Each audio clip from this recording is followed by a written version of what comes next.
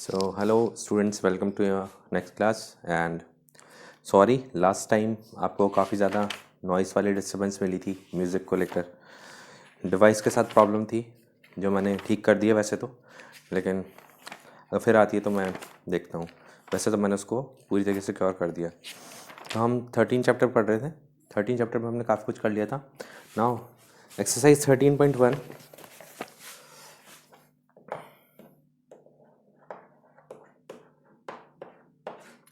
we have question number 5. A circle with center O touches all sides of a quadrilateral ABCD internally. आपको एक quadrilateral बनाना पड़ेगा बच्चों। A B C D एक circle, इसको चारों sides को टच कर रहा है, इसकी इस पॉइंट पर टच कर रहा है। मान लो यहाँ पर इस पॉइंट पे, यहाँ पर इस पॉइंट पे और यहाँ पर इस पॉइंट पे टच कर रहा है, ठीक है। Such a way that AB it divides AB in 3:1। यहाँ पे पॉइंट E नाम दे देते हैं ओ, जो इसका रेशियो है डिवीज़न का 3:1 है। इसके बारे में अपन बात करेंगे अभी। A B is equals to 8 centimetre, ये पूरी लाइन 8 सेंटीमीटर है, ठीक है, पूरी लाइन 8 सेंटीमीटर है। Then find the radius where O A is equals to 10 centimetre. O A अपन को 10 सेंटीमीटर दिया हुआ है, ठीक है, तो हमें रेडियस निकालना है। अपन को बताया परपेंडिकुलर होगा। परपेंडिकुलर क्यों होगा? क्योंकि ये एक्सटर्नल पॉइंट है, एक्सटर्नल पॉइंट से एक टेंजेंट ये जा रहा है, एक टेंजेंट ये जा रहा है, ठीक है। तो टेंजेंट और रेडियस के बीच का एंगल कितना होता है? 90 डिग्री। ये वाली लेंथ 10 सेंटीमीटर की है, ठीक है। हमें ये वाली लेंथ पता करनी है और ये वाली लेंथ निकालनी है, मतलब रेडियस निकालना है। So O E is perpendicular to A E, angle between radius and tangent, ये लिखेंगे आप, ठीक है। अब देखिए ये पूरी 8 सेंटीमीटर की है, तो ए ई कितना होगा, ठीक है। 3:1 दिया हुआ है ना आपको, तो बेटा ए हो जाएगा, थोड़ा सा दिमाग लगाइए, 8 सेंटीमीटर को, वैसे तो मैं कैलकुलेशन करके बता सकता हूँ आपको, ठीक है, लेकिन आपको इजी तरीका बताता हूँ। 8 को अपन को ऐसे 4 पार्ट्स में डिवाइड करना है। तो 4 पार्ट्स में कैसे किया मैंने? 4 पार्ट से डिवाइड, देखो ट्रिक बताता हूँ इसकी। 8 को अपन को, टोटल रेशियो कितना है? 3 और 1 को ऐड करो 4, तो 4 पार्ट्स में डिवाइड हो जाएगा। हर पार्ट 2 2 2 2 का होगा, ठीक है। 3 पार्ट्स है ए से लेकर ई तक, रेशियो 3 है ना, तो इधर की लाइन हो जाएगी 6 सेंटीमीटर की और बची हुई लाइन हो जाएगी 2 सेंटीमीटर की, ठीक है। तो इस ट्राइंगल में लगाइए Pythagoras theorem. In triangle O E A, O E square is equals to O A square minus A E square. Okay, so O E square is equals to 10 का स्क्वायर माइनस 6 का square. So O E square is equals to 100 minus 36। So O E square is equals to 64। So O E is equals to 8। So radius is equals to 8 centimetre आ गया अपना answer, ठीक है। ये आपका answer है, देख लीजिए, ये मेन रेशियो का खेल था, ठीक है। ये चीज़ आपको शो नहीं करनी, आपको ये 6 सेंटीमीटर और ये 2 सेंटीमीटर ये शो करना पड़ेगा फिगर के अंदर, ठीक है।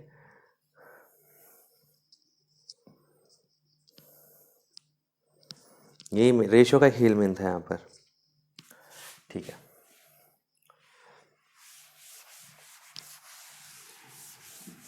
आ सकता है पेपर में क्वेश्चन, पेपर से मतलब मेरा बोर्ड एग्जाम से है। मैं चेक कर रहा हूँ कि फिर तो मिस्टेक नहीं हो गई, ठीक है। आगे चलते हैं। Question number 7, sorry question number 6। ये जो अभी अपन ने किया था क्वेश्चन नंबर 5 था।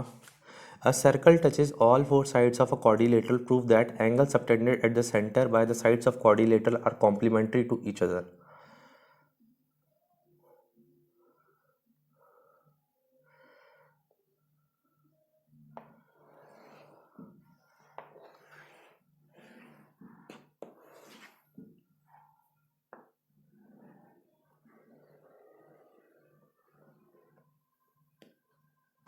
A, B, C, D, P, Q, R और S।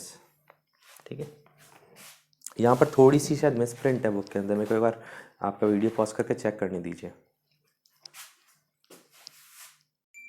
ओके स्टूडेंट्स, तो यहाँ पर सप्लीमेंट्री और कॉम्प्लीमेंट्री का कन्फ्यूज़न हो गया था, बुक के अंदर मिसप्रिंट है मेरी बुक के अंदर। तो यहाँ पर प्रूव करना है, क्या प्रूव करना है, जिनकी बुक में कॉम्प्लीमेंट्री वर्ड यूज़ है उसको काट के सप्लीमेंट्री कर लो पहले। तो एक साइक्लिक क्वाड्रिलेटरल है, उसके अंदर एक सर्कल है, ठीक है, सॉरी उल्टा है इस बार, इन सर्कल बना हुआ है, ठीक है। हमें प्रूव करना है कि यहाँ पर 4 एंगल बनेंगे, ठीक है, ये एंगल और ये एंगल, इसका सम, ठीक है, ये एंगल और ये एंगल, इसका सम, अपोजिट एंगल्स का सम क्या है, सप्लीमेंट्री, ठीक है। तो कैसे शो करेंगे, इन टू प्रूव में लिख देता हूँ, टू प्रूव है angle DOC plus angle AOB, इनका सम 180 प्रूव करना है, angle AOD plus angle BOC, इनका सम 180 प्रूव करना है, ठीक है। कहने का मतलब अगर एक क्वाड्रिलेटरल के अंदर एक सर्कल है तो इनको लाइनों को टच करने के बाद जो एंगल्स बनते हैं अपोजिट एंगल्स का सम 180 होता है, जिससे सप्लीमेंट्री कहते हैं, ठीक है। तो उसके लिए कंस्ट्रक्शन करना पड़ेगा, R से O को ज्वाइन करो, S से O को ज्वाइन करो, जिनको भी ज्वाइन कर रहा हूँ वो डॉटेड लाइन से शो कर रहा हूँ, और इन एंगल्स को नाम दे दीजिए 1 2 3 4 5 6 7 8, ठीक है। तो अब यहाँ पर क्या करना है अपन को, इन दोनों ट्राइंगल्स को उठाना है, in triangle DSO and triangle DRO, ये एंगल 90 डिग्री रहेगा, angle S is equals to angle R is equals to 90 degree. क्यों, angle between radius and tangent. आप बोलोगे सर ये टेंजेंट का बन रहा है, बेटा एक्सटर्नल पॉइंट से कोई लाइन सर्कल को टच करते हुए निकलती है टेंजेंट ही तो होती है, और सेंटर से जाकर एक लाइन इधर टच हो रही है वो रेडियस ही तो होगा, तो ये दोनों इक्वल है। Angle S is equals to angle R 90 degree. उसके बाद OS is equals to OR, OS is equals to OR, radii of same circle, ठीक है, एक ही सर्कल के रेडियस है दोनों, तो मैं श्योर है, ठीक है।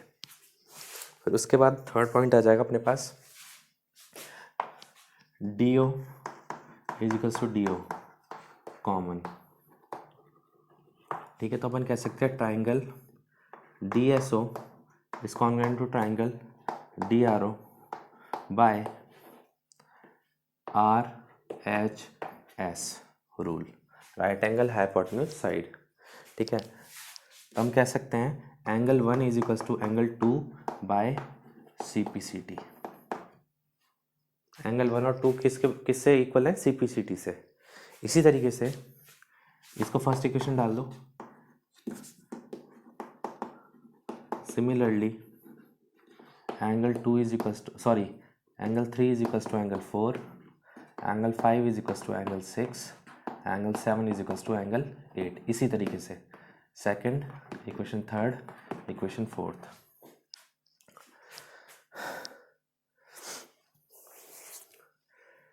तो तो हमने पहले क्या किया, इन दोनों ट्राइंगल्स को कॉन्ग्रुएंट किया और किसी तरीके से ये दो एंगल, ये दो एंगल, ये दो एंगल और ये दो एंगल को इक्वल प्रूव कर दिया सिमिलरली लिख के।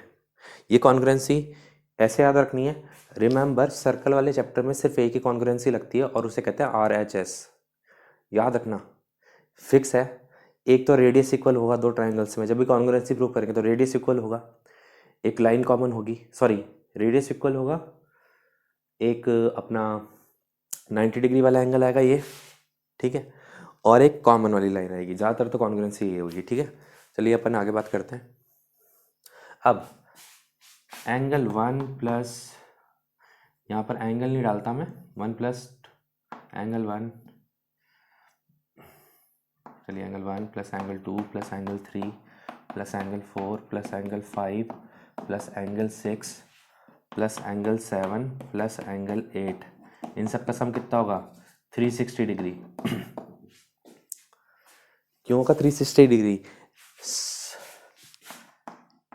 सम of angles around a point, एक ही पॉइंट के चारों तरफ जो एंगल्स होते हैं उनका सम कितना होता है, इसको रब कर रहा हूँ मैं, 360 डिग्री होता है उनका सम। तो अपन क्या करेंगे यहाँ पर, देखिए जो बीच में जो एंगल्स है ना, एंगल 2 और 3 और यहाँ पर 6 और 7, ये अपोजिट एंगल्स है ना, ये 2 3 6 7 को छोड़ के सबको रिप्लेस कर दो। सो यहाँ पर 1 को रिप्लेस करेंगे अपन किससे, 2 से, angle 2 plus angle 2, angle 2 plus angle 2 plus 3 को रिप्लेस नहीं करना, एंगल 4 की जगह क्या आ सकता है, एंगल 3 प्लस एंगल 5 को रिप्लेस करना है, हाँ 5 की जगह 6 लिख देंगे, प्लस एंगल 6 की जगह 6 ही रहने दो, plus angle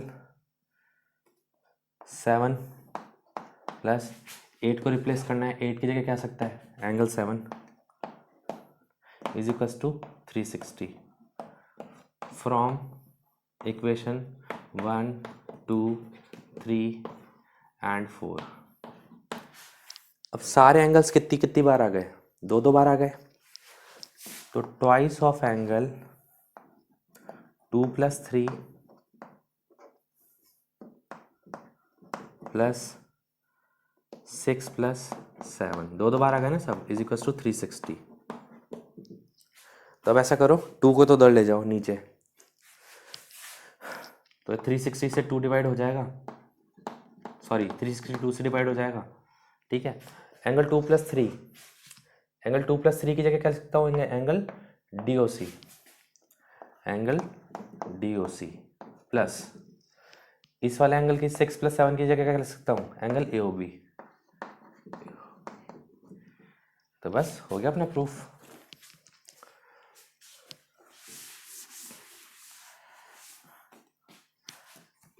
angle DOC plus angle AOB is equals to 180 degree, यही प्रूफ करना था अपन को। और सिमिलरली करके कर दो, similarly angle AOD plus BOC is equals to 180। मुझे पता है क्वेश्चन थोड़ा हार्ड लग रहा है, लेकिन जब आप करोगे ना, इसमें 3 ही स्टेप है। ट्राइंगल्स कॉन्ग्रुएंट करो, कोई से भी दो, एंगल 1 को 2 के इक्वल कर दो, 3 को 4 के इक्वल कर दो, 5 को 6 के इक्वल कर दो, 7 को 8 के इक्वल कर दो, और लास्ट में सारे एंगल्स का सम कर दो, बात खत्म। तीसरा स्टेप था ये, और ये क्वेश्चन अपने आप ही होगा, देखना तुम, ठीक है।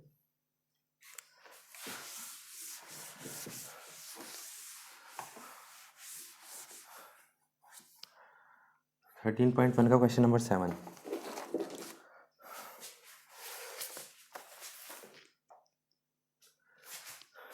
सॉरी लेट मी चेक,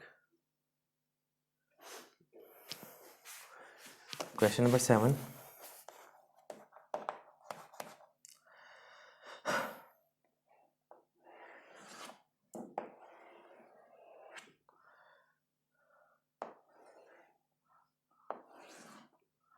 ये फिगर है,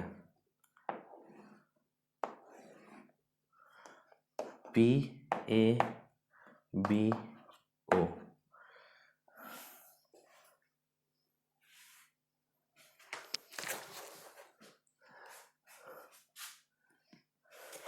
यहाँ पर M नाम दे दो बच्चों।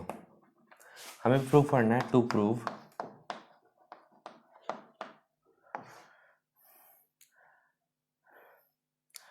PO bisects AB।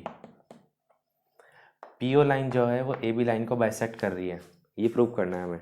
बाकी फिगर बुक में क्वेश्चन लिखा हुआ है, आपको समझने की जरूरत नहीं है, फिगर यहीं से देख के समझ में आएगा, ठीक है। तब देखो PO बाइसेक्ट AB को कर रही है, इसका मतलब क्या हो गया, इसको अगर शब्दों में लिखूं तो AM is equals to BM, ये प्रूव करना है आपको। तो सबसे पहले अपन क्या करेंगे, बड़े वाले ट्राइंगल्स, इसको और इसको कॉन्ग्रुएंट प्रूव करेंगे, ठीक है। In triangle PAO and triangle PBO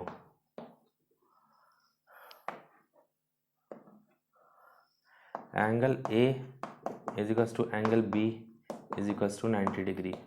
मैं लिखवाऊंगा नहीं, angle between radius and tangent, ये रेडियस रहा, ये टेंजेंट रहा, लिख लो। PA is equals to PB, PA is equals to PB, tangents from same external point. एक ही एक्सटर्नल पॉइंट से जब भी टेंजेंट बनाते हो तो दोनों टेंजेंट्स बराबर होते हैं, tangents from same external point, ठीक है। उसके बाद थर्ड पॉइंट होगा PO is equals to PO common, PO is equals to PO common. So triangle PAO is congruent to triangle PBO by right angle hypotenuse side। भाई हमेशा rule वही लगेगा, RHSC, कुछ भी कर लो आप, मैंने पहले ही समझाया था आपको। So we can say that angle 1 is equals to angle 2, angle 1 is equals to angle 2 by CP/CT, equation number 1, ठीक है। अब हमें क्या करना है, मैं इसको मिटा रहा हूँ सिर्फ, आपको नहीं मिटाना। इन दो बचे हुए ट्राइंगल्स की बात करते हैं। In triangle PAM and triangle PBM, ठीक है। PAM और PBM में बात करते हैं। PA is equals to PB, पहला point PA is equals to PB, मेरे को रीजन बताने की जरूरत नहीं है। Tangents from the same external point, reasons बेटा लिखने जरूरी है, ठीक है। Second,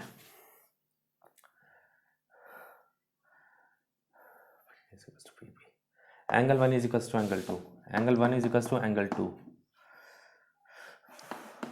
from equation first. Third, PO is equals to PO common, PO is equals to PO common, ठीक है। तो triangle PAM is congruent to triangle PBM bye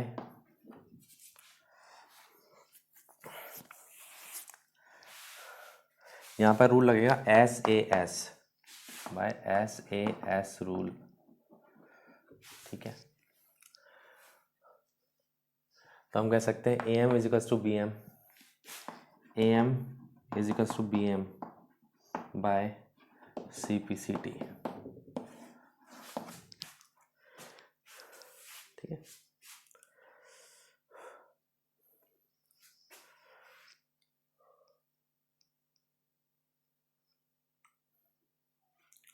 ठीक है बच्चों, अच्छा क्वेश्चन था, काफ़ी है।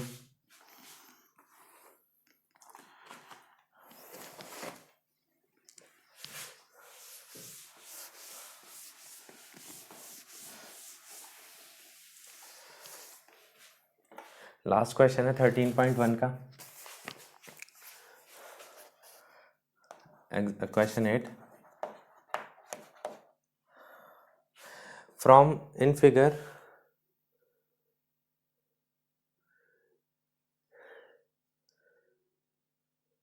सेम फिगर की बात हो रही है बच्चों, नया फिगर नहीं बना ना, सेम फिगर बनवाया अपन से।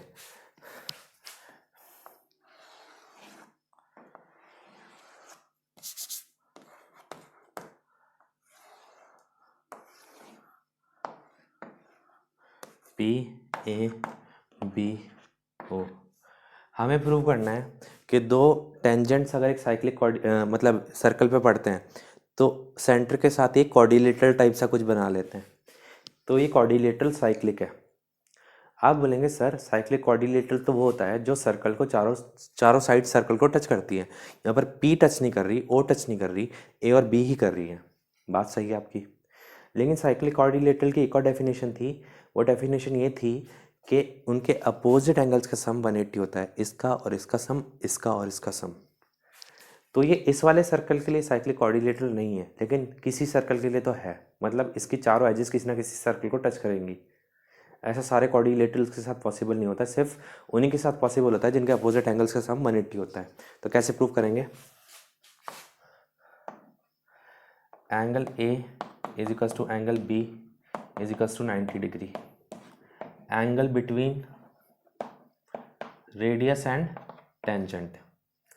So angle A plus B is equals to 180 degree.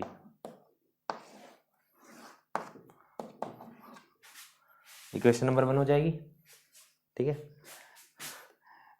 Angle A plus angle B plus angle P plus angle O is equals to 360 degree. Sum of all angles of a quadrilateral, यहाँ पर reason लिखोगे sum of all angles of a quadrilateral, चारों angles का सम 360 होता है, ये 1 2 3 और 4, इसमें से इन दोनों का सम कितना दिया हुआ है? 180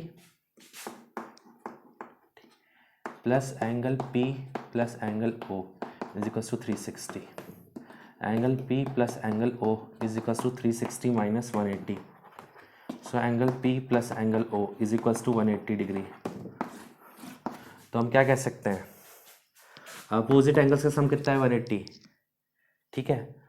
from equation first and second, P A O B is cyclic quadrilateral.